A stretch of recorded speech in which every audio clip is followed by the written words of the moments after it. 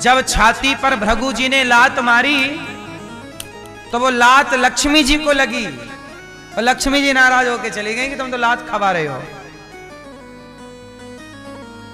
भगवान नारायण लक्ष्मी जी को कितना प्यार करते हैं, दिल में रखते हैं। आपके पति आपको कहां रखते हैं? हैं? मैया, आपके पति आपको कहां रखते हैं?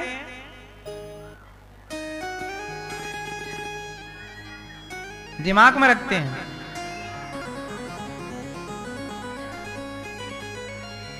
आप ज्यादा दिमाग में रहती होंगी दिल में भी? हाँ, नहीं आप तो अच्छी हो मेरी माँ। सुनो, नारायण अपनी पत्नी को अपने हृदय में रखते हैं। लक्ष्मी जी यहां रहती हैं और लक्ष्मी जी नारायण को कहां रखती हैं? लक्ष्मी जी अपने हृदय में रखती हैं। इसलिए जब राधा जी को गरम गरम दूध रुक्मणी जी ने पिलाया तो भगवान कृष्ण के चरणों में फफोले पड़े थे, क्योंकि राधा जी के भीतर हृदय में भगवान है और भगवान के हृदय में लक्ष्मी है। इसका मतलब यह है कि पति पत्नी दोनों को अपने एक दूसरे के हृदय में ही रखना चाहिए। और अपने हृदय में रखने का मतलब ये नहीं है कि आप यहां पर छेद करके फिर बिठाओ। इसका मतलब यह है कि पत्नी का आदर करो, पति का आदर करो। मन मंदिर में तो भगवान को ही बिठाओ, बाकी आदर ठीक ठीक करो, एक दूसरे का सम्मान करो। गृहस्थी जिसकी अच्छी है उसकी भक्ति भी अच्छी होगी। आप दोनों में टकराव होगा तो भजन में मन लगेगा ही नहीं, दोनों में प्रेम होगा तो ईश्वर का चिंतन भी ज्यादा होगा। क्यों? बात सही है। इसलिए जीवन में जो जितना खुश है वो उतना ईश्वर के करीब है, और जीवन में जो ज्यादा दुखी है वो ईश्वर से थोड़ा दूर है। देखो, आप दोनों खुश हैं, प्रसन्न हैं, तो दोनों चिंतन करो भगवान का। भगवान का धन्यवाद, हर पल धन्यवाद। खूब प्रसन्न रहिए। और जीवन में थोड़ा दुख आ जाता है ना तो ध्यान वहां वहां भागता है बार बार, ये हो गया, ये हो गया, ये भगवान से हट जाता है। ठीक है? इसलिए हमारे यहाँ बिन परमेश्वर सूना मंदिर, बिंदिया बिना लीलार सूना, पति बिना संसार। पति ही ब्रह्मा, पति ही विष्णु, पति नरवदाधार। जिस नारी ने पति को पाया उसकी नैया पार सोना, पति बिना संसार। हमारे सनातन धर्म की खूबसूरती कितनी अच्छी है कि हमारे यहाँ रिश्तों को भी पूजा जाता है। रिश्तों को, माँ के रिश्ते को पूजा जाता है। माँ की पूजा, पति की पूजा, कन्या की पूजा, बेटी की पूजा होती है हमारे यहाँ। धरती में और कहीं बेटी की पूजा नहीं होती, धरती में और कहीं माँ की पूजा नहीं होती, धरती में और कहीं पति की पूजा नहीं होती, लेकिन सनातन में सबकी पूजा होती है। हर रिश्ते का सम्मान है। रिश्तों के प्रति इतना समर्पण यदि कहीं है तो यही सनातन की खूबसूरती है। एक बात और बताएं, सनातन की सबसे बड़ी बात यह है कि सनातन धर्म में ही नारी को भगवान का दर्जा दिया गया है। आप किसी हिंदुओं के सिवा बताइए, क्या और कहीं मजहब पंथ में कहीं नारी को भगवान का दर्जा दिया गया है? बोलो बोलो मेरी मां। नहीं, हमारे यहां अकेले नारायण नहीं है, लक्ष्मी के संग नारायण है, सीता के संग राम है, राधा के संग कृष्ण है। सनातन में युगल उपासना है। अन्य जगह देखो नारी को भगवान का दर्जा नहीं दिया। कहां दिया बता मुझे गिनाओ। क्या ईसाई नारी को भगवान का दर्जा दिए हैं? यीशु की पूजा करते हैं पर उनके यहां नारी भगवान के दर्जे पर नहीं रखी गई। मुसलमानों के यहां भी अल्लाह की पूजा है पर नारी को भगवान के दर्जे में नहीं रखा गया। लेकिन सनातन को देखिए, नारी को भी भगवान का दर्जा है, दुर्गा की पूजा है। हमारे यहां नारी का जितना सम्मान है इतना सम्मान धरती में कोई मजहब पंथ नहीं करता। इसलिए हमारे यहां नारी को पूजा जाता है। सबसे ज्यादा प्रसन्न यदि नारी पूरी धरती पर कहीं की है तो सनातन धर्म की स्त्रियां सबसे अधिक प्रसन्न हैं, खुश नसीब हैं, क्योंकि यहां नारियों को भी पत्नी व्रता पति मिला है। आपको जो पति मिला है ना, यदि धर्म को जानता है तो वो केवल आपका है। लेकिन अमेरिका की स्त्रियां नहीं कह सकती कि ये पति केवल मेरा है। बोलो हाँ। यहां की स्त्री कह सकती है कि ये स्त्री, यहां का पुरुष कह सकता है ये पत्नी मेरी है। बोलो हाँ। और जो आज आपकी है वो 10 साल बाद भी आपकी रहेगी, 50 साल बाद भी आपकी रहेगी। जो पति आज आपका है वो 50 साल बाद, यदि धर्म को जानता है तो। पर यदि आजकल का सेटअप बाहर वाला, अमेरिका लंदन वाला यदि दिमाग में घुस गया कचरा, तो देखो वहां कोई स्त्री ये नहीं कह सकती कि ये पुरुष मेरा है। हाँ, साल 2 साल तक तेरा है, इसके बाद टाटा बाय बाय। ये बात सही है कि गलत है? इसका मतलब है कि विश्वास यदि रिश्तों में कहीं है तो सनातन धर्म के रिश्तों में विश्वास है। ये लोग हैं जिसे पकड़ते हैं तो निभाते हैं सारी जिंदगी। हमारे यहां तो पत्नी का पति मर जाए तो उसी की विधवा रह के जी लेती है, पर सपने में पराये पुरुष के बारे में नहीं सोचती। ये संस्कार केवल भारत के हैं। दुनिया में ऐसे संस्कार कहीं हो तो आप मुझे ढूंढ के जरूर बताइएगा। क्यों मैया सही है?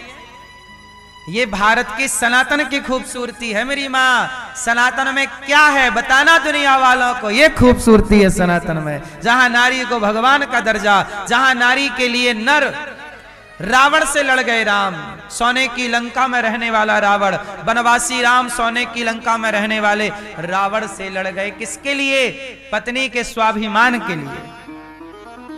पत्नी के, जोर से, पत्नी के स्वाभिमान। मेरी पत्नी को इसने चुराया है, सर्वनाश कर दिया उस रावण का जिसने पत्नी का स्पर्श किया। मेरी पत्नी का अर्थात सीता मैया का सर्वनाश कर दिया। ये नारी के सम्मान के लिए रामायण लिखी गई। रामायण एक्चुअल में सच बताओ, रामायण क्यों लिखी गई? राम की महानता में रामायण लिखी गई या नारी के लिए रामायण लिखी गई? हाँ, सीता मां का हरण ना होता तो रामायण ना होती। सच बताएं, नारी के स्वाभिमान की रक्षा के लिए रामायण लिखी गई कि दुनिया पढ़े और सीखे कि अपनी अपनी नारी का ऐसे आदर करना होगा। ये सनातन है मेरी मां। इतना आदर है सनातन में नारी का। इसलिए कहते हैं कि आप भी ऐसे ही रहा करो मेरी मां, कि लोग आपका आदर करें, है ना? नारी का आदर है, लेकिन नारी भी कई तरह की हैं। सीता जैसी नारी भी है, सूपनखा जैसी नारी भी है। तो आपको कैसी नारी बनना है? यदि आप सीता जैसी नारी बन के रहेंगी तो समाज सदा आदर करेगा। और यदि आप सूपनखा के रास्ते पर चल पड़ोगी ना मेरी मां, तो फिर नाक ही कटेगी। फिर ना कहना कि हमारा आदर नहीं किया, हमारा तो सम्मान नहीं किया। क्योंकि यहां सम्मान सीता जैसी नारियों का है, अहिल्या जैसी नारियों का है। सूपनखाओं की तो लक्ष्मण जी नाक काट देते हैं, और ताड़का जैसी नारियों को तो राम जी बोलो क्या करते हैं? तार देते हैं। इसलिए पति ही ब्रह्मा पति ही विष्णु पति नरवदाधार। जिस नारी ने पति को पाया उसकी नैया पार सुना। पति बिना संसार। अब एक रिश्तों के लिए मैं एक छोटा सा भजन सुनाऊंगा जिसको केवल सुनना है। आप सब ध्यान से सुनिएगा और जीवन को रिश्तों को मजबूत करने में शायद ये मेरी बातें ये भजन आपके काम आएगा। सुनिएगा। ओ भक्तों, हमारी मैया राजस्थान से हैं, जयपुर से, और ये भजन भी राजस्थान का ही है। ये पूरा राजस्थान में था, फिर मैंने इसको हिंदी में लिखा ताकि हिंदी में सबको समझ में आए। राजस्थानी भाषा में तो केवल राजस्थानी लोगों को समझ में आता, सबको समझ में आए, इसके लिए मैंने इसको राजस्थानी भाषा से हिंदी में ये दास अनिरुद्ध ने लिखा है। ओ भक्तों, स्वर्गा से आयो है संदेश, बुलावो आग्यो राम को। जब आपका बुलावा आएगा, ये भजन तब का है जब बुलावा आ जाता है भगवान का। मैया, जब आपका बुलावा आएगा तब आपको पता लगेगा 1 मिनट की कीमत क्या है। अभी तो आप लोग लड़ झगड़ के समय काट लेते हैं, लेकिन जब समय खत्म हो जाता है तब पता लगता है कि 1 मिनट की वैल्यू क्या है। तो ये वो भजन है जो ये बताता है कि अब 1 मिनट बचा है, अब क्या करें। भक्तों, स्वर्गा से आयो है संदेश, बुलावो आग्यो राम को। भक्तों, स्वर्गा से आयो है संदेश, बुलावो आग्यो राम को। भक्तों, स्वर्गा से आयो है संदेश, बुलावो आग्यो राम को। भक्तों, स्वर्गा से आयो है संदेश, बुलावो आग्यो राम को। बुलावो आग्यो राम को। हाँ, बुलावो आग्यो राम को। भक्तों, स्वर्गा से आयो है संदेश, बुलावो आग्यो राम को। भक्तों, स्वर्गा से आयो है संदेश, बुलावो आग्यो राम को। अब देखो, बुलावा आ गया। सबसे पहला बुलावा पिताजी का आया। पिताजी जाने लगे तो पिताजी ने मरने से पहले यमराज जी से कहा, जरा 1 मिनट दे दो, मैं अपने बेटों से कुछ कह दूं। क्या कह रहे हैं? 1 मिनट की मोहलत दे दो, करूं बेटा से बात। 1 मिनट की मोहलत दे दो, करूं बेटा से बात। 1 मिनट की मोहलत दे दो, करूं बेटा से बात। बेटा से बात करना है यमराज जी, 1 मिनट का टाइम। बेटों को बुलाया और बाप बोला, भाई भाई प्रेम से रहना। ए भैया, अब मैं जा रहा हूं, पर तुम दोनों आपस में प्यार से रहना, लड़ाई ना करना। आजकल सबसे ज्यादा लड़ाइयां भाइयों की हैं। एक दूसरे का खून बहा रहे हैं, एक दूसरे पे कोर्ट केस कर रहे हैं।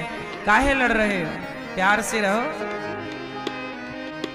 भाई भाई प्रेम से रहना, भाई भाई प्रेम से रहना। जाना है सबको उसके पास, बुलावो आग्यो राम को। भाई भाई प्रेम से रहना, जाना है सबको उसके पास, बुलावो आग्यो राम को। प्यार से रहो, लड़ाई नहीं। तो आप कितने भाई ऐसे हैं जो प्यार से रहते हैं? क्या आपके भाई के साथ कोई कोर्ट केस वगैरह लड़ाई तो नहीं चल रही है? प्रेम से रहो। हाँ, 1 मिनट की मोहलत दे दो, करो बहू से बात। 1 मिनट की मोहलत दे दो, करो बहू से बात। किससे बात? हाँ, 1 मिनट की मोहलत दे दो, करो बहू से बात। बहू से बात। सास बोली बहू रुक जाओ, मैं जो कहती हूं ध्यान से सुन लो। सास बोली 1 मिनट की मोहलत दे दो, करूं बहू से बात। मैं तो मारो धर्म निभा दी, मैं तो मारो धर्म निभा दी, बांध के रखियो ये परिवार। बुलावो आजो राम को, मैं तुम्हारो धर्म निभा दी, बांध के रखियो ये परिवार। बुलावो आजो राम को। सास ये कहना चाहती हैं कि बहू अब ये परिवार की अखंडता तुम्हारे हाथ में है। मैया आप लोग चाहो ना तो घर में कोई विवाद ना हो। सही है ये बात की गलत है? प्रेम से रहो। कहते हैं ना कि 4 पुरुष एक साथ रह लेते हैं पर 4 स्त्रियां एक साथ नहीं रहती हैं। ऐसा मैंने सुना है। सही है कि गलत है? क्यों ऐसा मैया आप लोगों ने ऐसी क्यों कहावत बना रखी है? क्यों मैया क्यों नहीं रह सकती हो आप ये बताओ? सास, देवरानी, जेठानी और एक ननंद, 4 प्रेम से रह लेती तो आपका घर स्वर्ग हो जाता। और जिस घर में स्त्रियां प्रेम से हैं उसी घर में या तो भगवान का या तो भगवान के भक्त का जन्म होता है। अच्छे लोग आते हैं उस घर में। और जहां आप लोग ऐसे ही लड़ाई झगड़ा, भगवान भी बोलेंगे, कोई भक्त तुम्हारे घर क्यों आएगा? इसलिए तुम्हारे घर में जो बच्चे होते हैं ना, वो भी बच्चे कोई बहुत अच्छे बुद्धि वाले, अच्छे विचार वाले नहीं होते। ऐसे होते हैं कि जो बुढ़ापे में तुम्हें ही गिलास भर पानी ना देंगे, क्योंकि तुम्हारे अपने संस्कार इतने अच्छे नहीं थे, हल्का वजनदारी नहीं थी, है ना मेरी माँ? जो आपका पेट है ना मेरी माँ, जो आपका गर्भ है, पेट में गर्भाशय है, वो गर्भाशय मंदिर की तरह होता। आपके ही गर्भ में तुलसीदास जी आए हैं।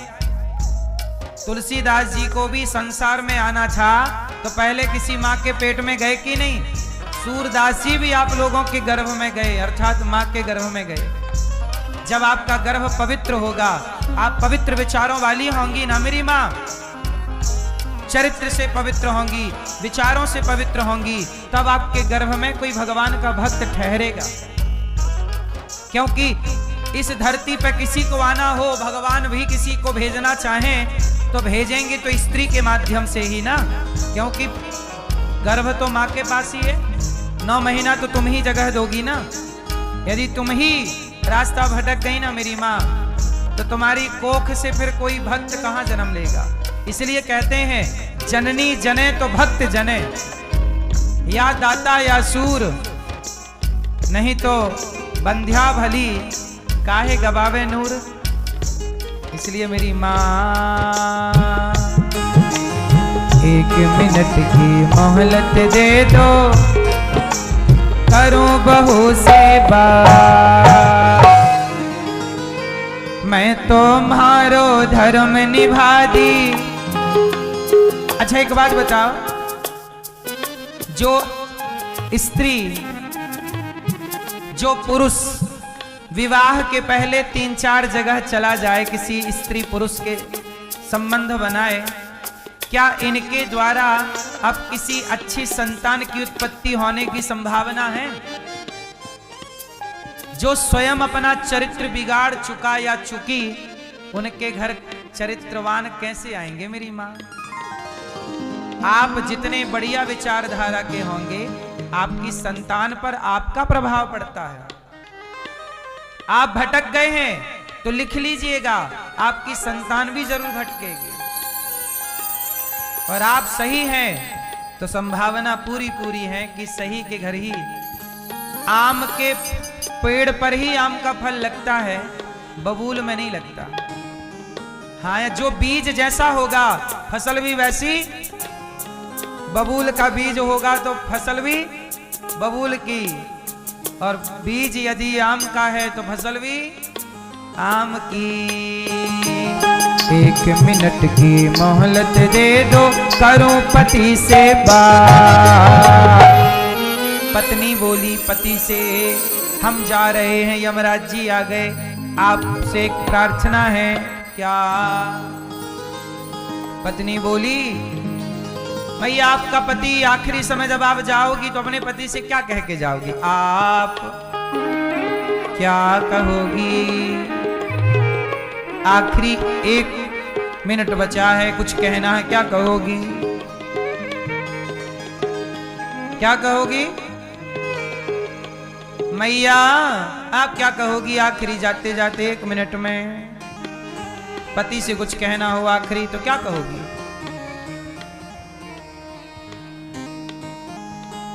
क्या? गोल गोल तब गोलमाल है। मैया आप क्या कहोगी?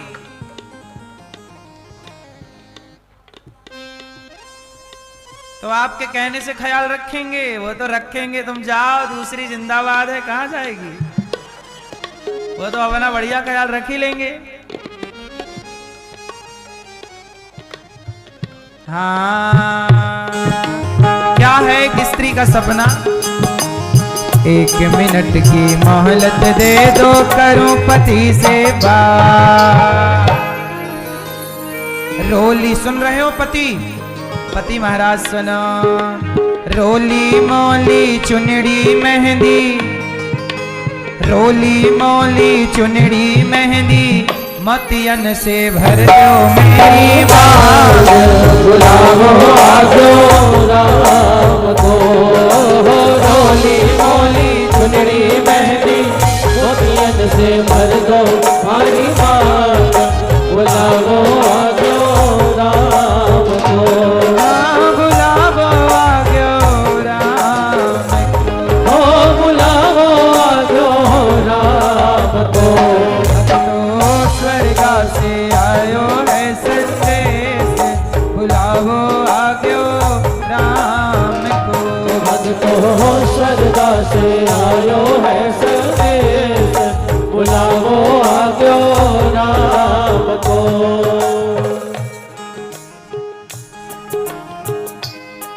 हाँ, मैया पत्नी से क्या कहेगी? पति से 1 मिनट की मोहलत दे दो, करूं पति से बात।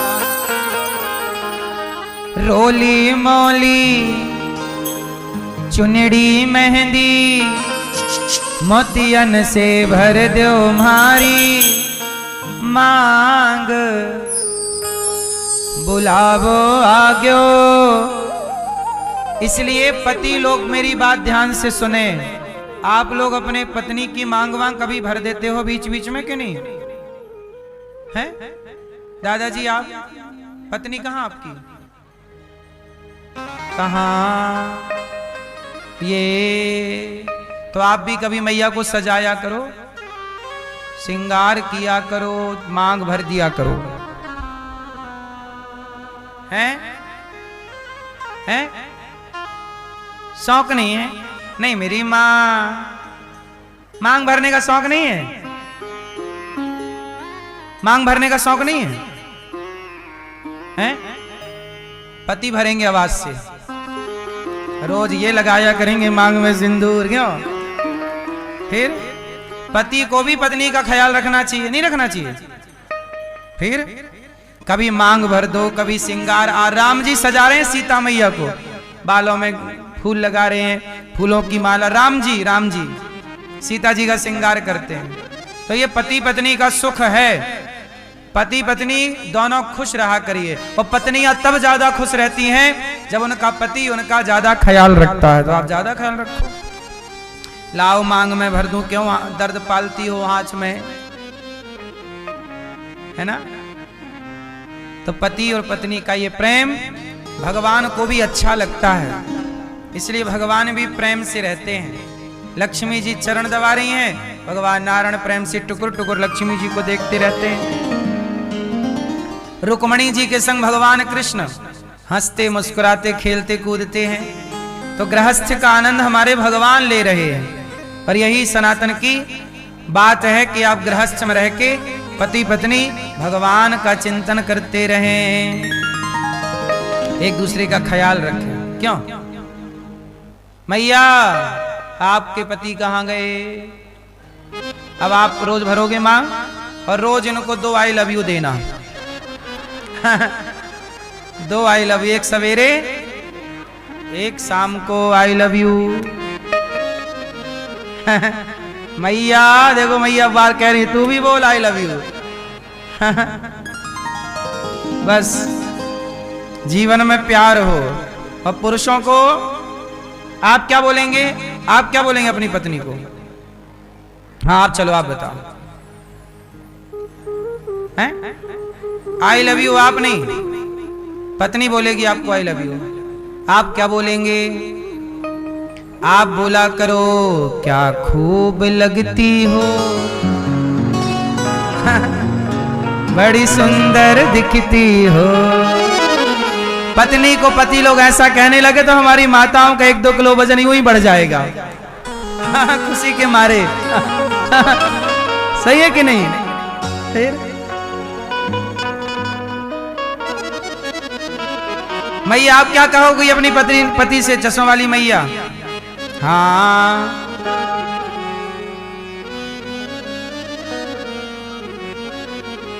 नहीं, मिलके रहो। बोलना क्या है? I love you. एक चीज और बोला करो, ये सुनो, ये बोला करो। आप ये बोला करो, मिले हो तुम हमको बड़े नसीबों से। फिर गृहस्थी में कोई झंझट नहीं, ये गृहस्थी बिंदास चलेगी। बोलो हाँ, हंसते हंसते। अभी देखो हमने केवल बातें कही तो आपके होठों पे खुशी आ गई कि नहीं? जब आप रियल में जिंदगी ऐसे जीने लगोगे तो जिंदगी कैसे बीत गई पता ही नहीं चलेगा। हंसते खुश हैप्पी रहना चाहिए। हंसते हंसते कट जाए रस्ते, जिंदगी यूं ही चलती रहे। हर समय क्या और कितना भी कठिन समय आए मेरी माँ, यदि आप दोनों प्रेम से हैं तो मैं आपको विश्वास दिलाता हूं, यदि परिवार में प्रेम है तो कठिन से कठिन बड़े से बड़ा समय भी प्रसन्न चित्त से गुजर जाता। पता न लगता कि हमारे जीवन में कोई कठिन समय है। बस प्रेम चाहिए। एक आदमी को प्रेम चाहिए, एक स्त्री को। ये प्रेम में बड़ी ताकत है मेरी माँ। प्रेम में इतनी ताकत है कि ब्रह्मांड नायक वैकुंठ में बैठे भगवान को प्रेम करने वाले भक्तों ने धरती पर बुला लिया। ये प्रेम की ताकत है। प्रेम में इतनी ताकत है कि वो अखिल ब्रह्मांड नायक परमात्मा को एक प्रेम करने वाले 5 साल के बच्चे ने खंबे से निकलने के लिए मजबूर कर दिया। नरसिंह बन करके आ गए। ये भैया सो गए क्या?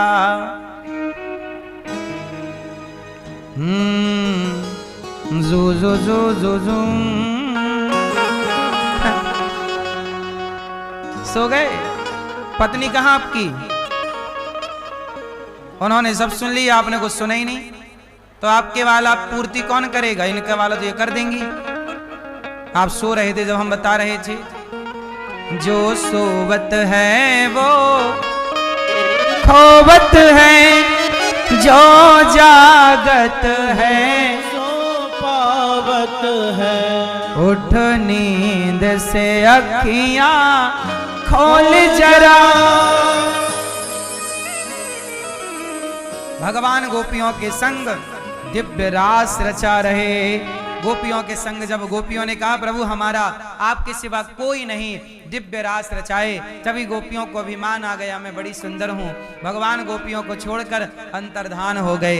सारी गोपियां विरह में डूब गईं। कृष्ण कहाँ चले गए प्रभु, कहाँ चले गए?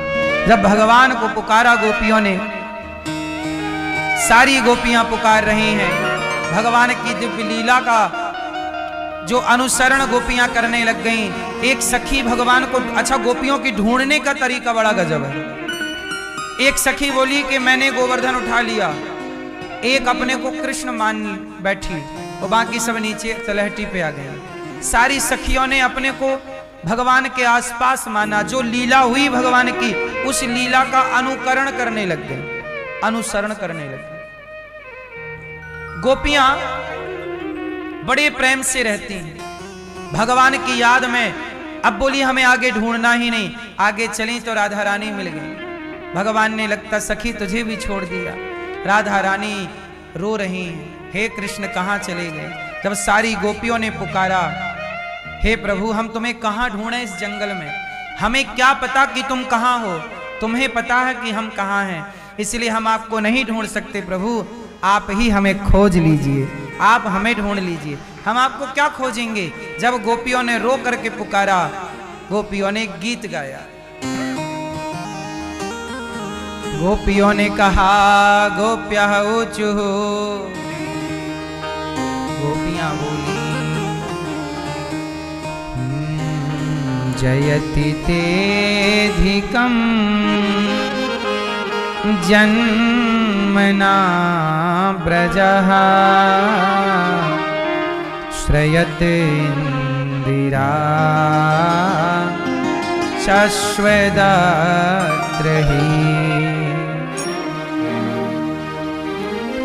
दयति दृश्यतां दीक्षुता विकास त्वयि धृतास्वास त्वां विचिन्वते तव कथामृतं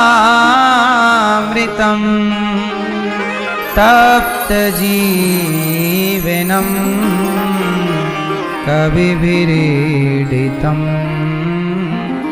कल्मषापहम्। सारी गोपियां बोली प्रभु अधिकम जयति जन्मना ब्रजः, आपका जन्म जब से ब्रज में हुआ यहाँ की महिमा बढ़ गई। हे प्रभु आप हमें मिले तो थे, अब आप कहाँ चले गए? यदि आप अब नहीं मिले तो हम मर जाएंगी प्रभु।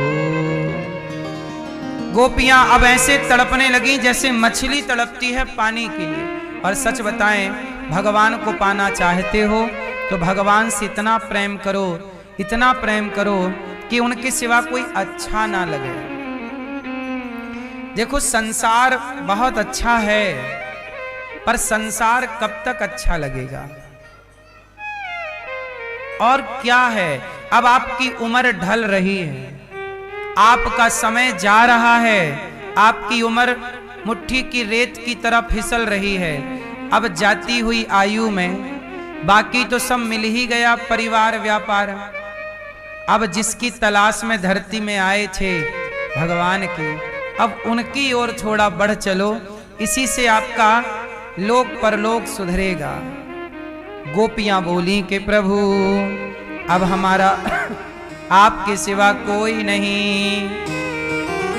सारी गोपियां बोलने लगी कब आएगा मेरा सांवरिया, कब आएगा मेरा सांवरिया, कब आएगा मेरा सांवरिया, कब आएगा मेरा सांवरिया, कब आएगा मेरा सांवरिया, कब आएगा मेरा सांवरिया। मेरे आंसू पहुँच कर मुझे गले लगाएगा, मेरे आंसू पहुँच कर मुझे गले लगाएगा। कब आएगा मेरा सांवरिया, कब आएगा मेरा सांवरिया। बनो ना कठोर कान्हा, दया से भी काम लो। आकर कन्हैया मेरे दामन को थाम लो। जीवन बन जाएगा जब कान्हा आएगा, मेरे आंसू पोंछ कर मुझे गले लगाएगा। कब आएगा मेरा सांवरिया, कब आएगा मेरा सांवरिया। जब गोपियों ने कहा हे गोविंद अब प्राण निकल जाएंगे, और जब गोपियों ने कहा प्राण निकल जाएंगे अब कोई सहारा नहीं, हे गोविंद गोविंद सहारा तेरा है, प्राण निकल जाएंगे। तब भगवान को लगा मैं नहीं गया मर जाएंगे। देखिए भगवान की याद में ये तड़प के जी ना पाए। हा रघुनंदन प्राण प्रीते, तुम बिन जियत बहुत दिन बीते।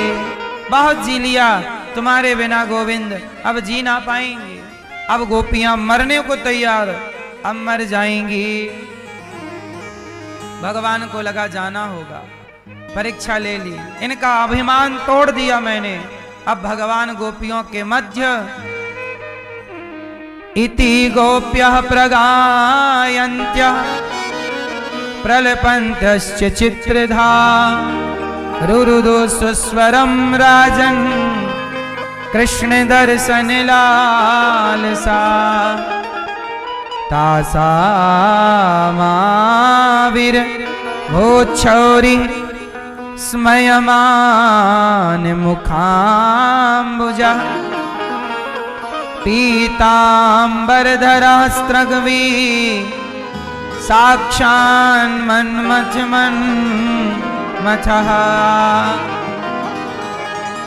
जब गोपियों ने पुकारा प्रकट हो गए भगवान, और जब गोपियों ने देखा गिर पड़ी चरणों में, प्रभु हमें छोड़ कर ना जाइए। जितनी गोपियां थीं उतने कृष्ण बनकर और दिव्य सखियों के संग महारास हुआ। ये रास क्या था? कोई भोग विलास की लीला नहीं, जीवात्मा और परमात्मा का मिलन ये रास था।